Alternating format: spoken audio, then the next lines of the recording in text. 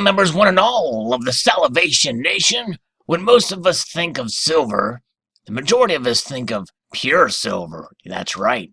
3 nines fine, or we've been spoiled as of late with 4 nines fine silver, almost becoming standard fare for many of the coins and rounds that we purchase to hedge ourselves against economic instability.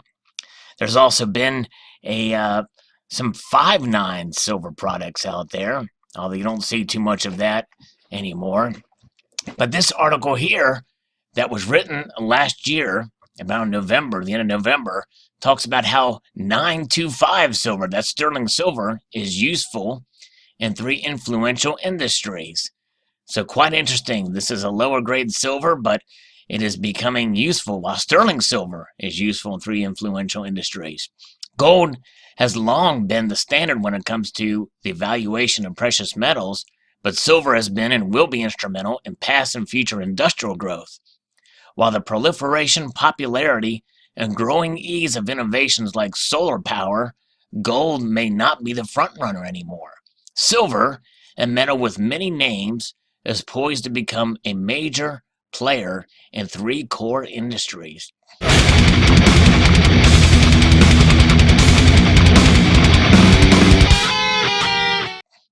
In what ways will the adoption of silver augment industry? Sterling, silver. Which one are industries using? 3 industries poised for major growth in 2018 are solar power, autonomous vehicles, and healthcare. Well, healthcare really doesn't need to grow since people will always need medical attention, yet how silver figures into the mix will surprise you. Always seen as a secondary in value to gold, silver is now favorable due to its versatility and availability. Due to the metal's nature, 99% of silver can be very soft. As a result of this, many silver items are alloyed with other metals. This is why some refer to it as 925 silver or sterling 925. So sterling silver is more commonly called 925 silver, relates to its 92.5% silver content. One of its many uses includes bacteria-killing properties thanks to antimicrobial ions. This makes the metal extremely useful in medical devices such as catheters and bandages. In fact, silver's antibacterial features makes perfect sense in things like a Gorilla Glass too, since smartphones are notorious for harboring bacteria. Corning developed the antimicrobial versions in 2014, making use of the aforementioned disease-killing silver ions. And Waymo and other autonomous cars needs Waymo silver. Did you know that the auto industry uses more than 36 million ounces of silver every year? It makes sense when you consider just how much silver is packed into an average vehicle.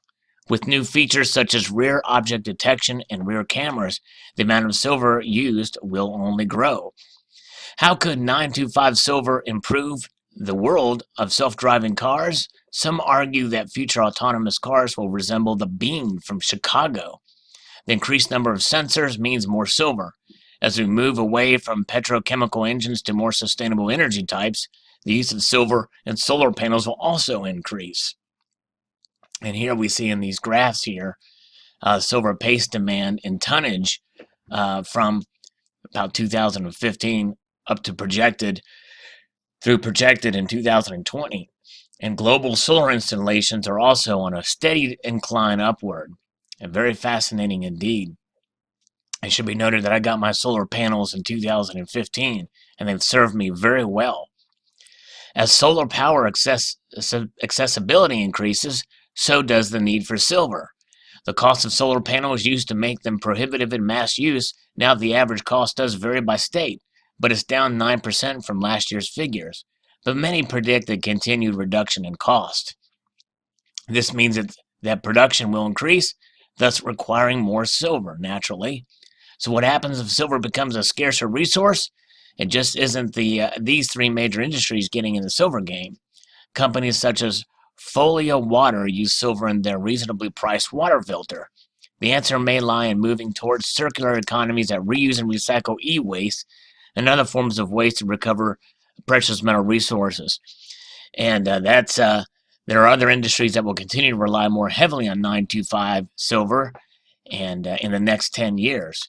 And that's for sure. And I know it was asked and been one of the criticisms that I've been given based off of my prior videos talking about how there's no silver shortage, and basically there's a lot out there.